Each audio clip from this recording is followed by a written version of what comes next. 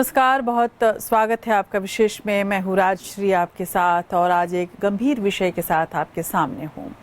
उत्तर प्रदेश लगातार एनकाउंटर के लिए सुर्खियों में रहा है। यूपी में पिछले 6 सालों में पुलिस और अपराधियों के बीच 9,434 से ज़्यादा मुठभेड़ें हुई हैं, जिसमें 183 अपराधी जान से मारे गए हैं।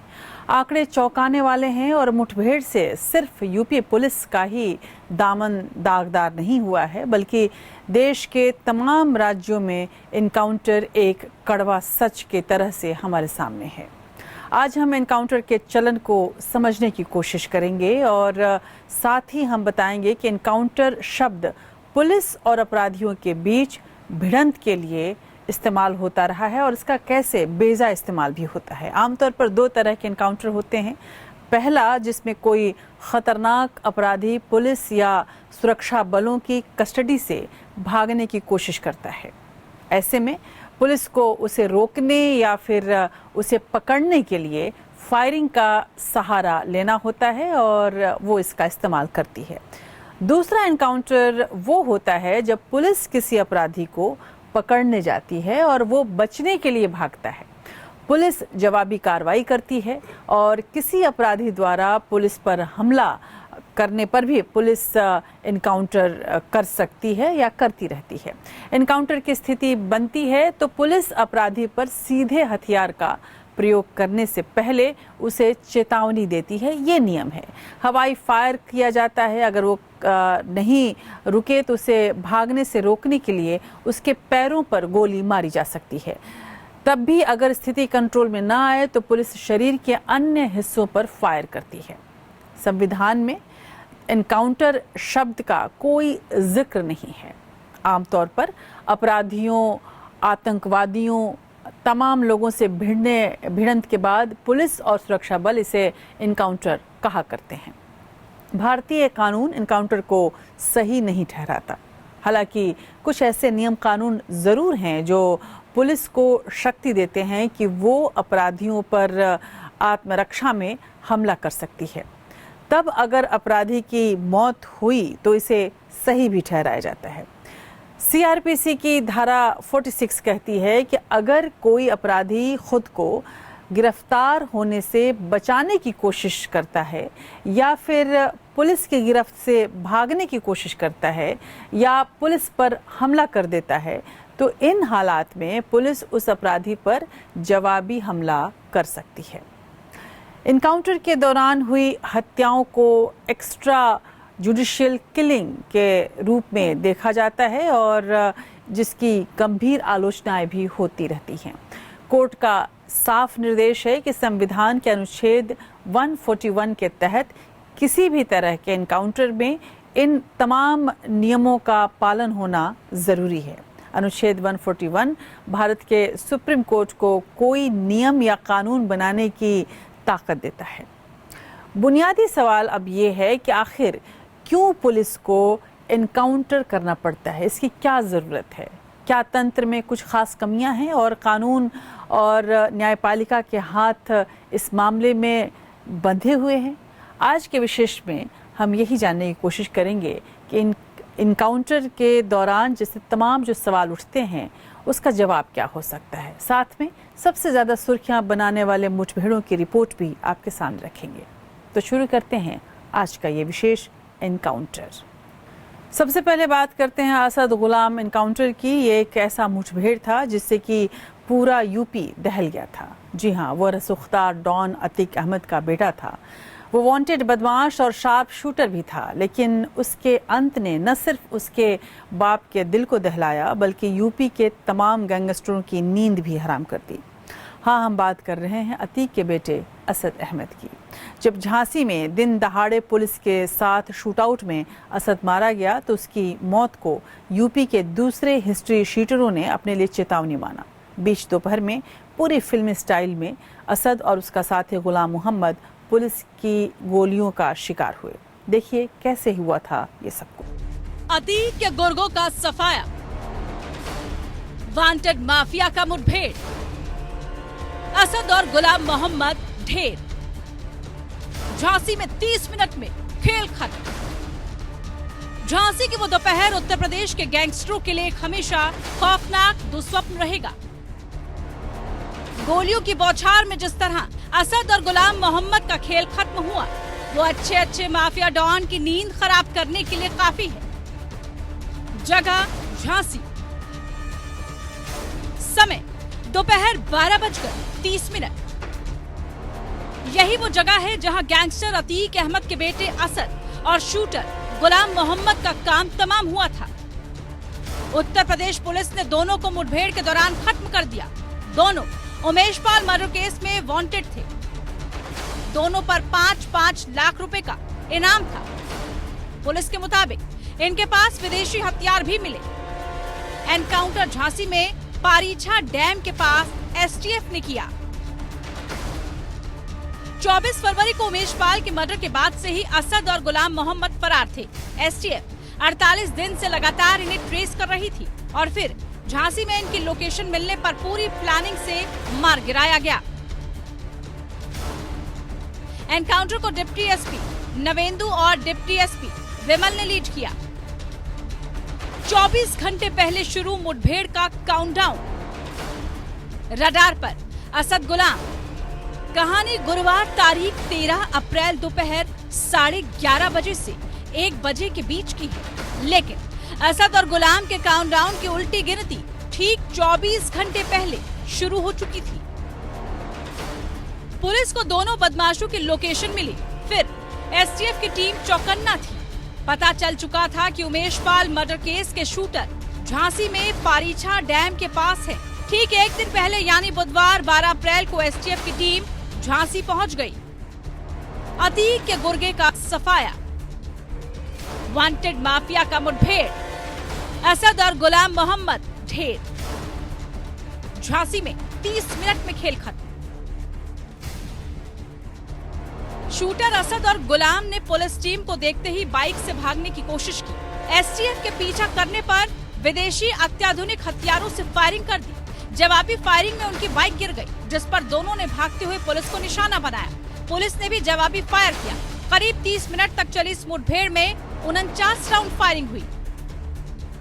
किस तरह से इस पूरे गैंग ने कार्रवाई की थी, ऐसे व्यक्ति को जो उनके खिलाफ गवाह था और उसको पुलिस की सिक्योरिटी प्राप्त थी, 2 गनर्स थे, उसको तथा उसके दोनों गनर्स को मार दिया था। ऐसे व्यक्ति को पकड़ना बहुत आसान नहीं था। ट्रैक डाउन करके इनके साथ जो एनकाउंटर हुआ उसमें दोनों मारे गए। उधर एसटीएफ की कार्रवाई के दौरान अतीक की प्रयागराज कोर्ट में पेशी चल रही थी। बेटे के एनकाउंटर की खबर सुनकर वो रोने लगा। अब आइए देखते हैं अतीक प्रकरण में मुठभेड़ों की क्रोनोलॉजी। इससे साफ है कि मुठभेड़ सुनियोजित थी। मुठभेड़ों की क्रोनोलॉजी। 24 फरवरी उमेश पाल की हत्या कर दी गई थी। अतीक के कथित 7 शूटरों ने हत्या को अंजाम दिया। गोलीबारी और बमबारी में 2 पुलिसकर्मी भी मारे गए। 25 फरवरी उमेश पाल की पत्नी ने एफआईआर दर्ज कराई। एफआईआर में 7 शूटरों के अलावा अतीक, शाइस्ता, अशरफ के भी नाम। 27 फरवरी एनकाउंटर में अरबाज मारा गया। 6 मार्च उमेश पाल को गोली मारने वाले पहले शूटर की मुठभेड़ में मौत। 13 अप्रैल झांसी में हुई मुठभेड़ में असद और नौकर मारे गए। 15 अप्रैल अतीक और अशरफ की हत्या पुलिस हिरासत में हुई। बसपा के पूर्व विधायक राजूपाल हत्याकांड के मुख्य गवाह उमेश पाल और अतीक अहमद के बीच दुश्मनी करीब 17 साल पुरानी है। गवाह पर दबाव और फिर हत्या का केस काफी समय से ठंडे बस्ते में था, लेकिन जब केस दोबारा सक्रिय हुआ तब शामत अतीक और उसके बेटे, भाई और करीबियों और गुर्गों पर आई। Bureau report, APN news.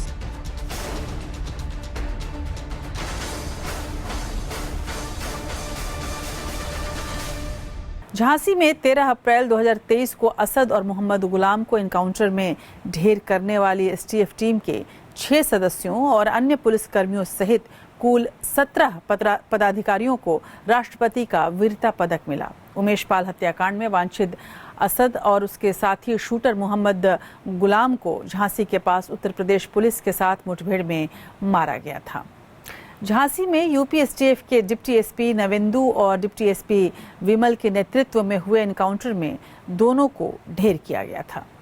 बहरहाल अगर हम एनकाउंटर की बात करें तो कुछ एनकाउंटर ऐसे भी हैं जो काफ़ी विवाद में रहे। कानपुर का बिकरू गांव मुख्य शहर से करीब 40 किलोमीटर दूर, जहां अपराध की अपनी एक अलग ही दुनिया थी और उस दुनिया का अकेला बादशाह था गैंगस्टर विकास दुबे। उसकी मौत की कहानी भी बेहद अजब गजब रही। जिस तरह से दुबे का एनकाउंटर हुआ उससे कई सवाल खड़े हुए।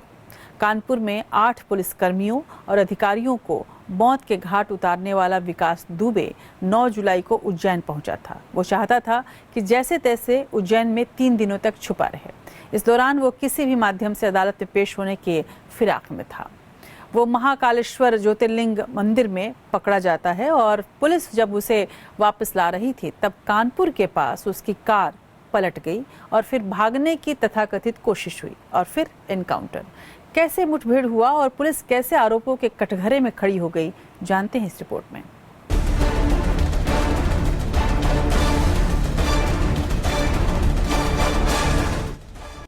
बिकरू गांव की खूनी गाथा। मैं विकास दुबे हूँ, कानपुर वाला। 8 पुलिस वालों की हत्या।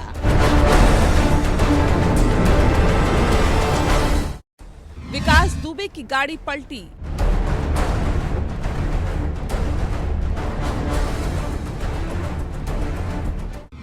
बीच सड़क पर दुबे का एनकाउंटर।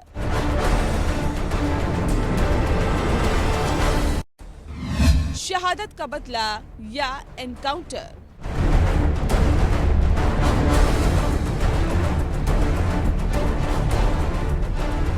विकास दुबे उत्तर प्रदेश का दुर्दांत अपराधी। कल तक सियासी आकाओं का करीबी बना दुबे जब नासूर बन गया तब उसके मौत की घड़ी आ गई। बात 2020 की है। कोरोना महामारी के बीच बिकरू में आपराधिक महामारी का बोलबाला था। इस आपराधिक महामारी को जड़ से खत्म करने के लिए 2-3 जुलाई की दरमियानी रात सीओ देवेंद्र मिश्रा के नेतृत्व में पुलिस टीम ने बिकरू गांव में धावा बोला, लेकिन होने को शायद कुछ और ही मंजूर था। पुलिस विभाग के किसी विभीषण ने विकास दुबे को इस एक्शन की जानकारी पहले से देकर उसे सावधान कर दिया। बिकरू गांव में जैसे ही पुलिस पहुंची, गांव का नजारा हैरान करने वाला था। पूरा गांव अंधेरे में डूबा था। यहाँ पुलिसकर्मी ने विकास दुबे के छत पर टॉर्च मारी। टॉर्च की रोशनी जैसे ही बदमाश तक पहुंची, चारों तरफ से अंधाधुंध फायरिंग शुरू हो गई। दुबे के गुर्गों की फायरिंग में 8 पुलिस वाले शहीद हो गए। बिकरू गांव की खूनी गाथा, 8 पुलिस वालों की हत्या। घटना को अंजाम देकर वो भी बिकरू से फरार हो गया। पुलिस तलाश में जुटी रही। आखिरकार उस खूनी रात का सबसे खूंखार हत्यारा अमर यूपी के हमीरपुर में पुलिस की पकड़ में आ गया और पुलिस ने उसे एनकाउंटर में मार गिराया। इस तरह एक के बाद एक हथियारों को मारा जा रहा था, लेकिन विकास अब भी फरार था। घटना के 7वें दिन यानी 9 जुलाई को विकास कई राज्य घूमते हुए महाकाल के दरबार में उज्जैन पहुंच गया। चूहे बिल्ली की दौड़ खत्म हुई और 9 जुलाई को सुबह 8 से 9 बजे के बीच महाकाल के चौखट से विकास को गिरफ्तार किया गया। विकास दुबे की गाड़ी पलटी। बीच सड़क पर दुबे का एनकाउंटर। शहादत का बदला या एनकाउंटर। यूपी एसटीएफ की टीम उज्जैन पहुंची और सड़क के रास्ते विकास को लेकर कानपुर के लिए रवाना हो गई। 10 जुलाई को सुबह 6:10 के करीब जब विकास को लेकर टीम कानपुर में दाखिल हुई, कानपुर से पहले पड़ने वाले 12 टोल नाके पर मीडिया और बाकी गाड़ियों को रोल चेकिंग और सुरक्षा की नजर से रोक दिया गया। इसके करीब 20 मिनट बाद खबर आई विकास के एनकाउंटर की खबर। कानपुर के भौती गांव में पुलिस ने विकास को मार गिराया। पुलिस ने बताया कि विकास को लेकर जा रही गाड़ियों के काफिले के सामने अचानक गाय भैंसों का झुंड आ गया। इससे बचने के लिए गाड़ी असंतुलित होकर पलट गई। विकास ने परिस्थिति का फायदा उठाकर एक पुलिस वाले की पिस्टल छीनकर भागने की कोशिश की। भागते हुए विकास ने पुलिस वालों पर गोलियां चलानी शुरू कर दी। विकास की ओर से हो रही फायरिंग के जवाब और आत्मरक्षा में पुलिस ने उसे ढेर कर दिया। इस तरह 8 पुलिस वालों को शहीद करने वाले विकास को पुलिस ने उसके अंजाम तक पहुंचा दिया। Bureau report. तो कानपुर में 2 जुलाई को हुए बिकरू कांड में 8 पुलिसकर्मी शहीद हुए थे। आज भी उस रात को याद करके खाकी वर्दी वाले सिहर उठते हैं। बिकरू कांड ने उत्तर प्रदेश ही नहीं पूरे देश को झकझोर दिया था, लेकिन 4 साल बाद बिकरू कांड के शहीदों को इंसाफ नहीं मिला है।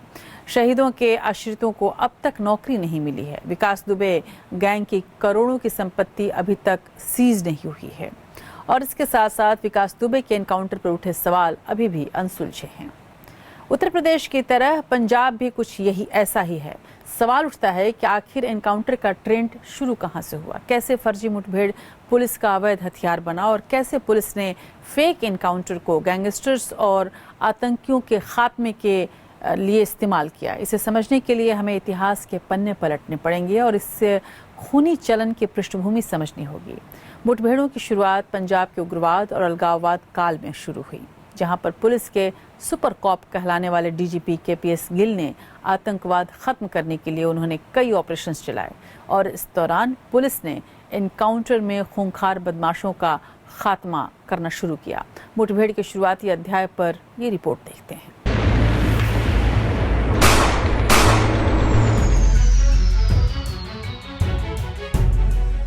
पंजाब 80 से 90 के दशक वाले उग्रवाद और अलगाववाद का सामना करने वाले ऐसे जांबाज पुलिस अधिकारी थे जिन्होंने पुलिसिया कार्रवाई की नई इबारत लिखी।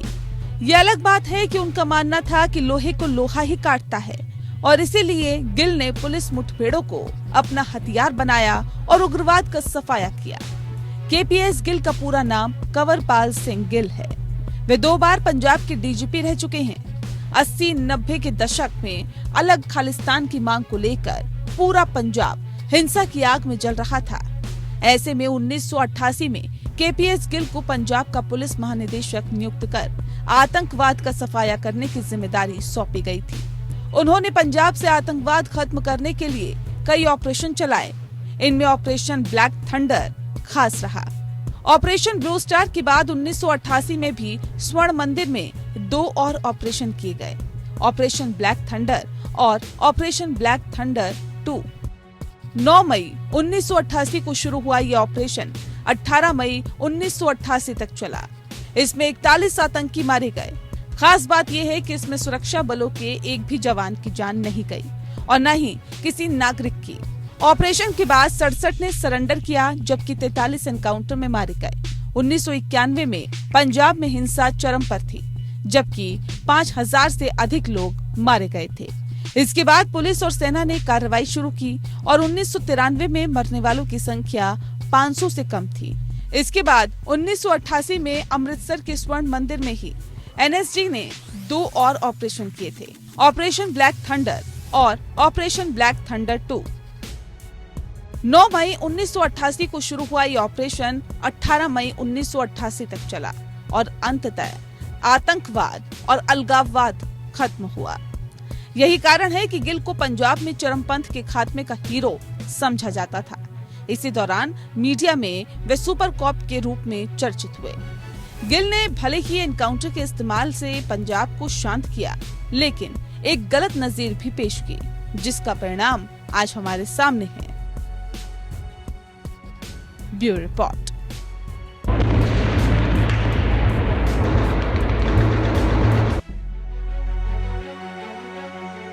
गृह मंत्रालय के आंकड़े बताते हैं कि 2017 से 2022 के बीच पिछले 5 सालों में देश में 655 एनकाउंटर हुए हैं। सबसे ज्यादा 191 एनकाउंटर छत्तीसगढ़ में हुए हैं। दूसरे पायदान पर उत्तर प्रदेश है, जहां 5 साल में 117 मामले सामने आए हैं। ये वो मामले हैं जिनमें मौत हुई है। इसके बाद असम, जहां 50 एनकाउंटर हुए हैं, झारखंड जहां 49 एनकाउंटर हुए हैं, उड़ीसा में 36 एनकाउंटर हुए हैं, जम्मू कश्मीर जहां 35 मुठभेड़ हुए हैं। ये आंकड़े हमें इस बात की ताकीद करते हैं कि किस तरह से एनकाउंटर का उपयोग या दुरुपयोग दोनों ही तरफ से होता है। पुलिस कई बार गलत तरीके से एनकाउंटर करती है और तो कई बार निर्दोषों के जान चले जाते हैं और साथ ही अपराधी कई बार अपने ऊपर लगे तमाम आरोपों को झुठलाने के लिए अपराधी के परिवार वाले एनकाउंटर के गलत दुरुपयोग का भी दुरुपयोग करते हैं। सबसे पहले एक ऐसे मामले की ओर लेके चलते हैं जो काफ़ी चर्चित रहा और सभी चर्चित मुठभेड़ों में एक घटना थी हैदराबाद का फर्जी मुठभेड़। दरअसल नवंबर 2019 में हुए एक वेटरनरी डॉक्टर के गैंगरेप और हत्या के मामले में पुलिस ने 4 अभियुक्तों को गिरफ्तार किया था। पुलिस ने इन चारों अभियुक्तों को एक संदिग्ध एनकाउंटर में मार दिया था। नोट करने की बात यह है कि चारों अभियुक्तों ने पुलिस एनकाउंटर को सुप्रीम कोर्ट के गठित आयोग ने फर्जी करार दिया। इस बहुचर्चित मामले के बारे में आयोग की रिपोर्ट ने हैदराबाद पुलिस पर कई गंभीर सवाल खड़े किए। हैदराबाद एनकाउंटर, पुलिस का बदलापुर, महिला वेटरनरी डॉक्टर की खौफनाक मौत, अपराधियों का डरावना हश्र, हैदराबाद एनकाउंटर, फर्जी करार।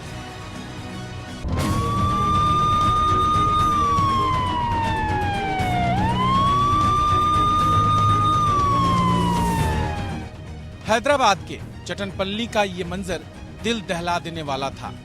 इस हत्या की कहानी जितनी खौफनाक है उतना ही डरावना आरोपियों का हश्र रहा। पुलिस को यहाँ 25 साल की महिला वेटरनरी डॉक्टर का जला हुआ शव मिला था।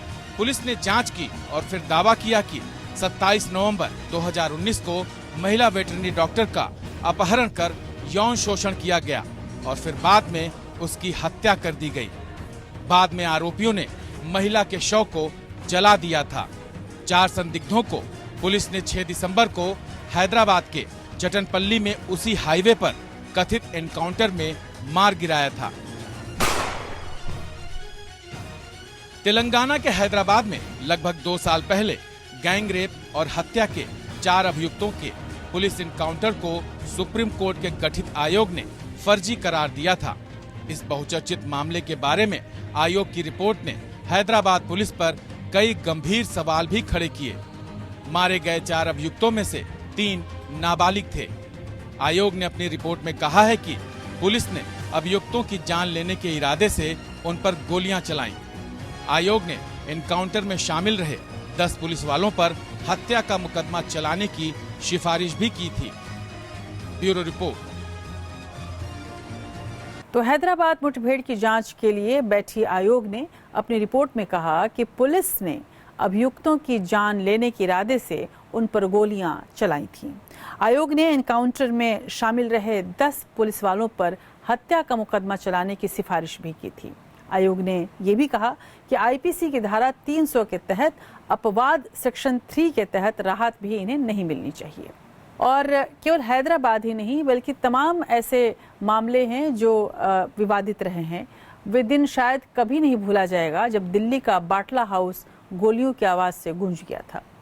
दिल्ली पुलिस की स्पेशल सेल ने 19 सितंबर 2008 के दिन वहां धावा बोला जिसमें 2 आतंकी मारे गए, जबकि encounter specialist inspector Mohan Chandra Sharma वीर गति को प्राप्त हुए। इंस्पेक्टर शर्मा को मरणोपरांत वीरता पुरस्कार अशोक चक्र से सम्मानित किया गया। दोषी शहजाद अहमद को फरवरी 2010 में लखनऊ में गिरफ्तार किया गया था। दिल्ली की एक अदालत ने जुलाई 2013 में उसे आजीवन कारावास की सजा भी सुनाई। ये एनकाउंटर के सिक्के का दूसरा पहलू था जिसमें पुलिस वाले भी मारे गए।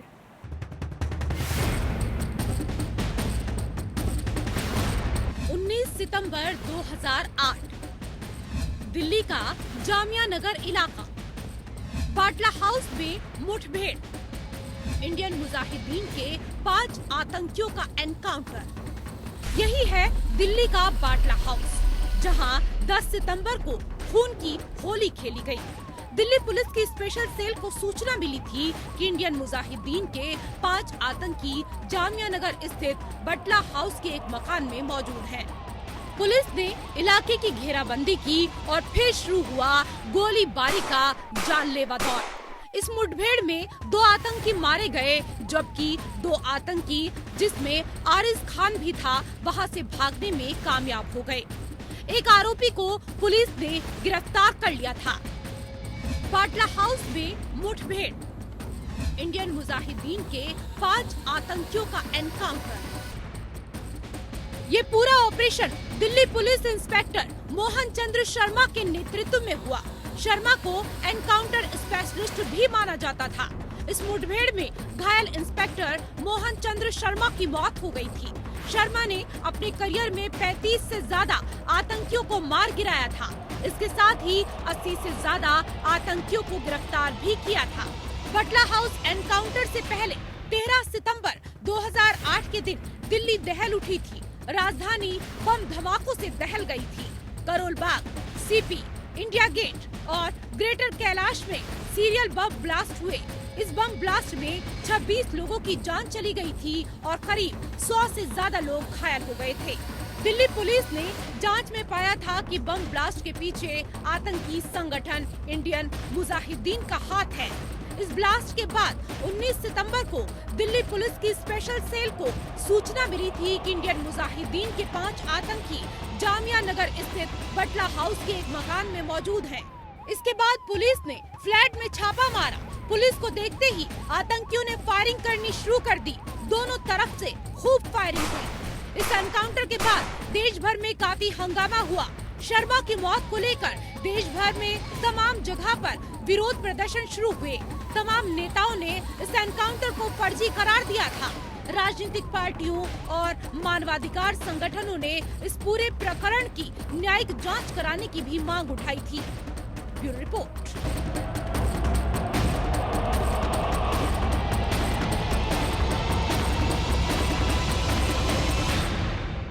बाटला एनकाउंटर पर पुलिस का दावा था कि उसने इंडियन मुजाहिदीन के 3 कथित आतंकियों और बाटला हाउस के मकान की देखभाल करने वाले व्यक्ति को गिरफ्तार किया।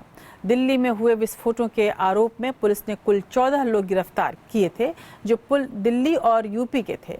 उधर मानवाधिकार संगठनों ने एनकाउंटर को फर्जी बताते हुए जांच की मांग की। राष्ट्रीय मानवाधिकार आयोग दिल्ली हाई कोर्ट के सामने अपनी रिपोर्ट पेश उसने किया और रिपोर्ट में दिल्ली पुलिस को क्लीन चिट हालांकि दे दी गई।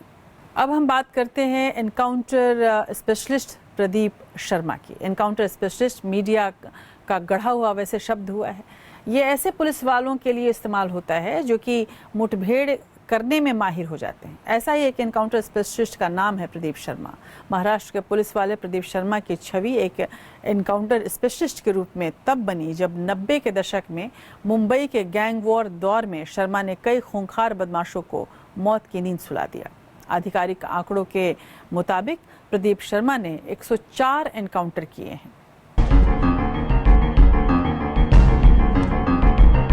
And remember, shoot to kill. गोली मार भेजे मैं।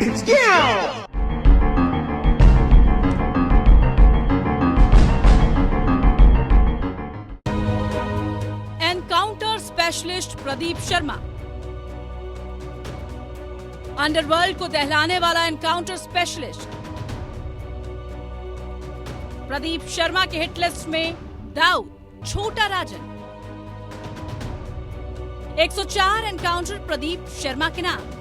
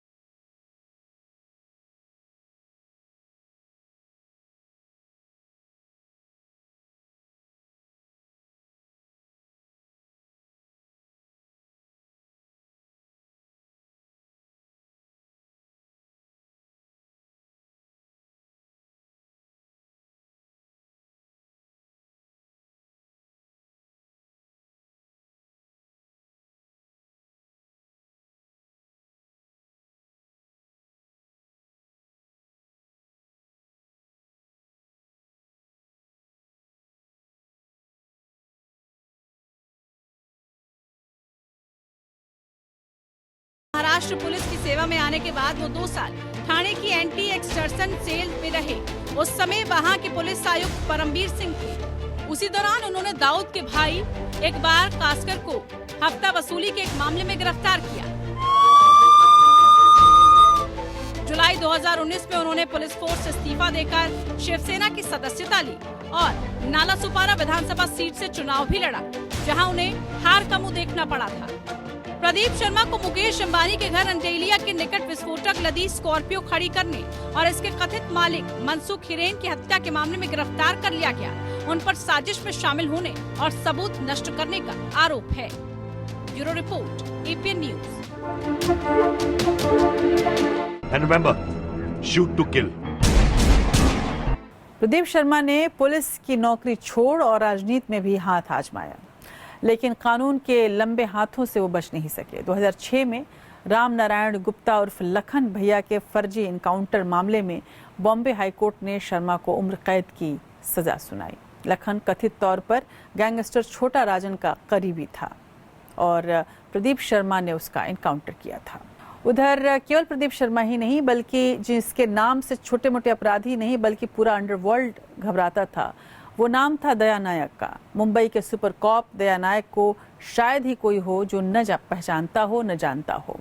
1-2 नहीं बल्कि 85 से भी ज्यादा इनकाउंटर दया नायक के नाम रहे हैं।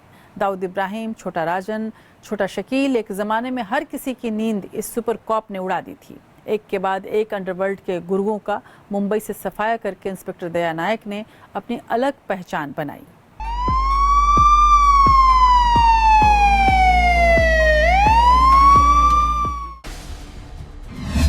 एनकाउंटर स्पेशलिस्ट दया नायक, जिसके नाम से कांपता था दाऊद, गैंगस्टरों का खलनायक दया नायक, कुख्यातों पर दया नहीं, अब तक 80।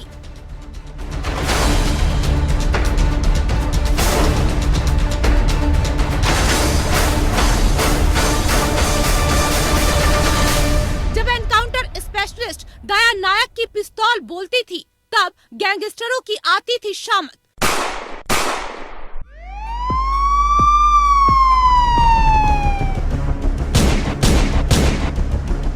मुंबई में 80 से 90 के दशक में अंडरवर्ल्ड अपने पूरे उफान पर था।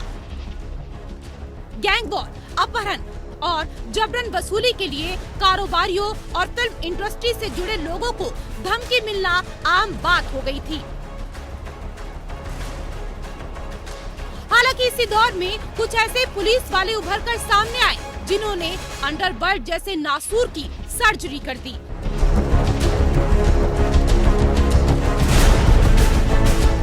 इन्हीं में से एक रहे दया नायक, एनकाउंटर के स्पेशलिस्ट।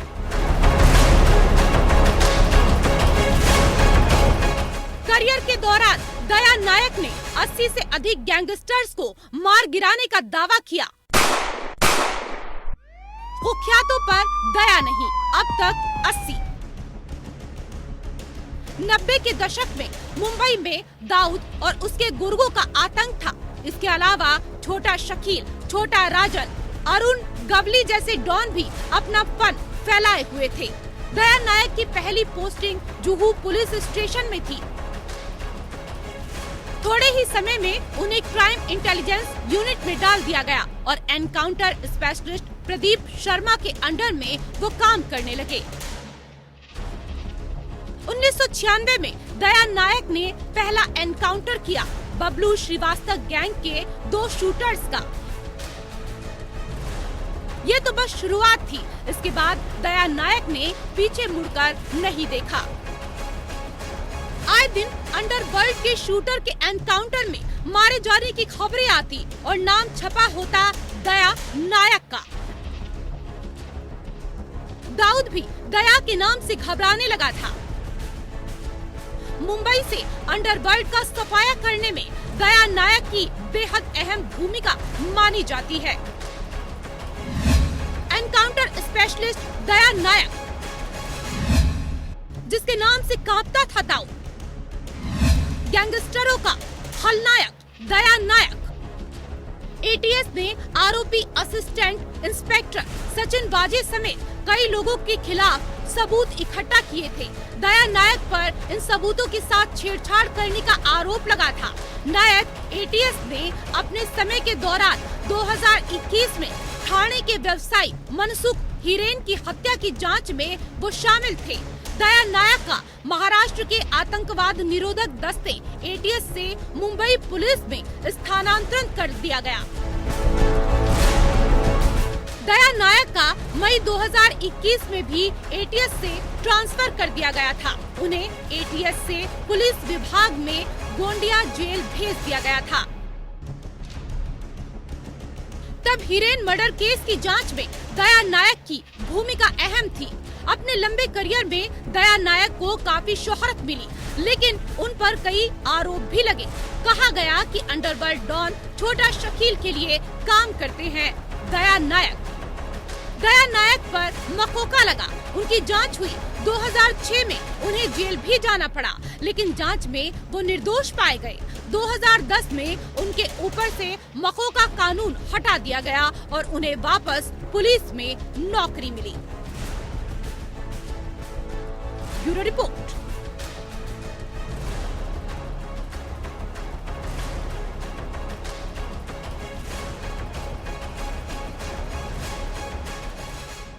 उधर जनवरी 2024 को दया नायक को मुंबई पुलिस ने प्रमोशन दिया। मुंबई पुलिस ने नायक को वरिष्ठ पुलिस निरीक्षक बनाया। दया नायक मुंबई पुलिस के चर्चित अधिकारी प्रदीप शर्मा के साथ काम कर चुके हैं। शर्मा ने 80 एनकाउंटर किए थे और नायक उनकी टीम में रहे थे। सुप्रीम कोर्ट ने 2015 में पुलिस एनकाउंटरों के संबंध में दिशा निर्देश जारी करते हुए हर एनकाउंटर की जांच जरूरी की थी। जांच स्वतंत्र एजेंसी से होती थी। इसके खत्म होने तक शामिल पुलिसकर्मियों को प्रमोशन या वीरता पुरस्कार नहीं मिलता। सुप्रीम कोर्ट गाइडलाइन के अनुसार सीआरपीसी की धारा 176 के तहत हर एनकाउंटर की मजिस्ट्रेट से जांच अनिवार्य की गई है। पुलिसकर्मियों को हर एनकाउंटर के बाद इस्तेमाल किए गए हथियारों और गोलियों का हिसाब देना होता है। आइए इन तमाम दिशा निर्देशों पर हम नजर डालते हैं।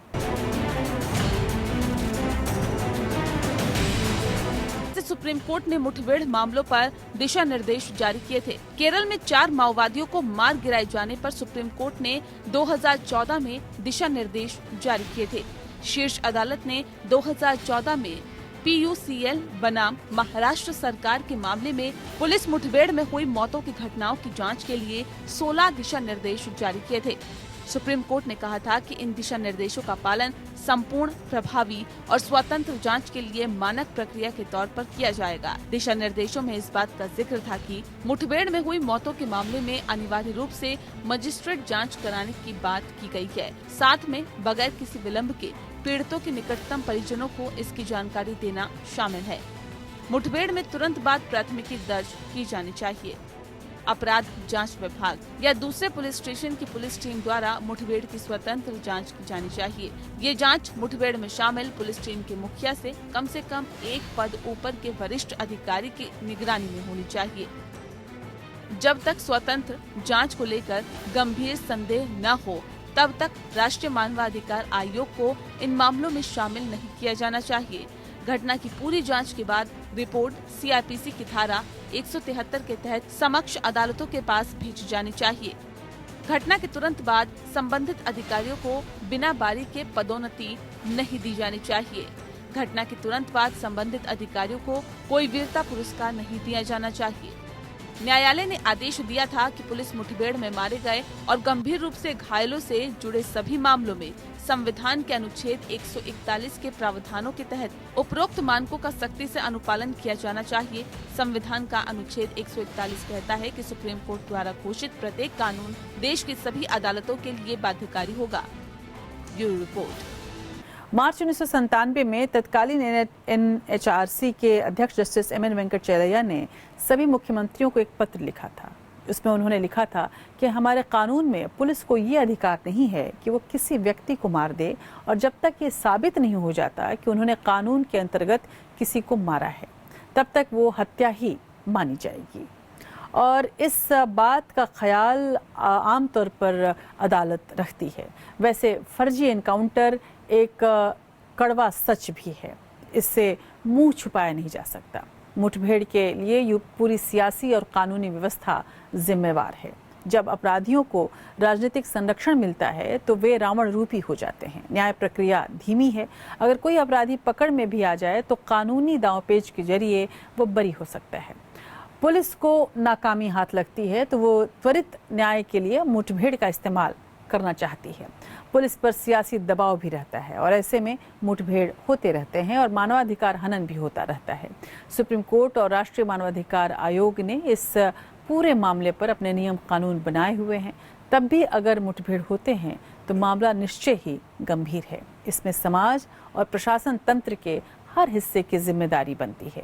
सभी अपनी जिम्मेदारी और नैतिकता को समझेंगे तो मुठभेड़ पर लगाम जरूर लगेगी। आज के विशेष में बस इतना ही। आप देखते रहिए APN। नमस्कार।